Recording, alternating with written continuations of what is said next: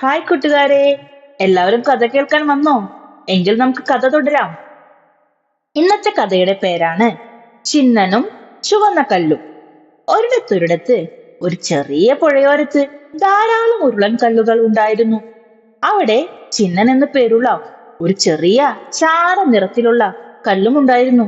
ചിന്നന് എപ്പോഴും ഒരു സങ്കടമുണ്ട്. തന്റെ ചുറ്റുമുള്ള കല്ലുകളെല്ലാം വളരെ ഭംഗിയുള്ളവരാണെന്ന് ചിന്നൻ കരുതി.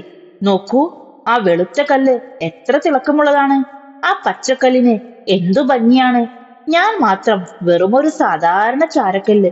ആർക്കും എന്നെ വേണ്ട. ചിന്നൻ എപ്പോഴും പരാതി പറയും. പുഴയിലെ മീനുകൾ വന്ന് ആ വെളുത്ത കല്ലിനെ നോക്കി തൊട്ടുരുമ്മി പോകും. കുട്ടികൾ വന്ന് ഭംഗിയുള്ള കല്ലുകൾ പെറുക്കി കൊണ്ടുപോകും. പക്ഷെ ആരും ചിന്നനെ നോക്കാറില്ലായിരുന്നു. ഒരു ദിവസം ആ പുഴയോരത്ത് ഒരു വൃദ്ധനായ ശില്പി വന്നു. അദ്ദേഹം ഓരോ കല്ലുമെടുത്ത് പരിശോധിക്കാൻ തുടങ്ങി. ഭംഗിയുള്ള വെളുത്ത കല്ലും പച്ചക്കല്ലും അദ്ദേഹം കണ്ടു. പക്ഷേ അദ്ദേഹം അവയെ ഒന്നും എടുത്തില്ല. അവസാനം അദ്ദേഹം ആ ചാരനിറത്തിലുള്ള പരുക്കൻ ചിന്നനെ എടുത്തു. ചിന്നൻ വിചാരിച്ചു, ഇദ്ദേഹം എന്നെ എടുത്ത് പുഴയിലേക്ക് എറിയാൻ പോവുകയാകും. ഞാനൊരു ഉപയോഗമില്ലാത്ത കല്ലല്ലേ. പക്ഷേ ശില്പി ചിന്നനെ തന്റെ ബാഗിലിട്ട് വീട്ടിലോട്ട് കൊണ്ടുപോയി.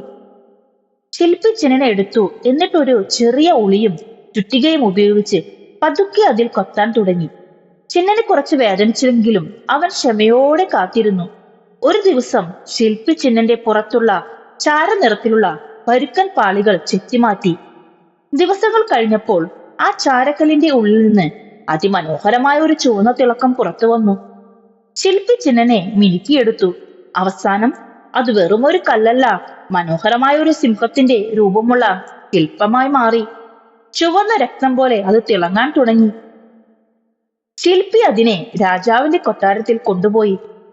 എല്ലാവരും ആ ശില്പത്തെ നോക്കി അത്ഭുതപ്പെട്ടു. മുമ്പ് ചിന്നനെ കളിയാക്കിയ കല്ലുകളെല്ലാം ഇപ്പോഴും പുഴയോരത്ത് വെറുതെ കിടക്കുകയായിരുന്നു.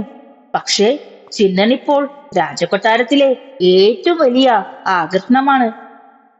എന്താണ് കൂട്ടുകാരെ ഈ കഥയിലൂടെ നിങ്ങൾക്ക് മനസ്സിലായത്?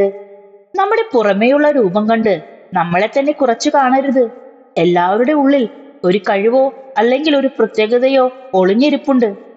ശരിയായ സമയത്ത് ശരിയായ ആൾക്കാർ അത് പുറത്തെടുക്കും. അതുവരെ നമ്മൾ നമ്മളെ തന്നെ വിശ്വസിക്കുക. നമ്മുടെ കഴിവുകളെ എന്നെങ്കിലും അത് പുറത്തു കൊണ്ടുവരാൻ നമുക്ക് കഴിയുമെന്ന് പൂർണ്ണമായി നമ്മൾ വിശ്വസിക്കണം. കൂട്ടുകാരെ, നിങ്ങൾക്ക് ഈ കഥ ഇഷ്ടമായെന്ന് കരുതുന്നു. നിങ്ങൾക്ക് ഇനിയും ഇതുപോലെയുള്ള കഥകൾ കേൾക്കണ്ടേ? എങ്കിൽ വേഗം ചാനൽ സബ്സ്ക്രൈബ് ചെയ്തോളൂ.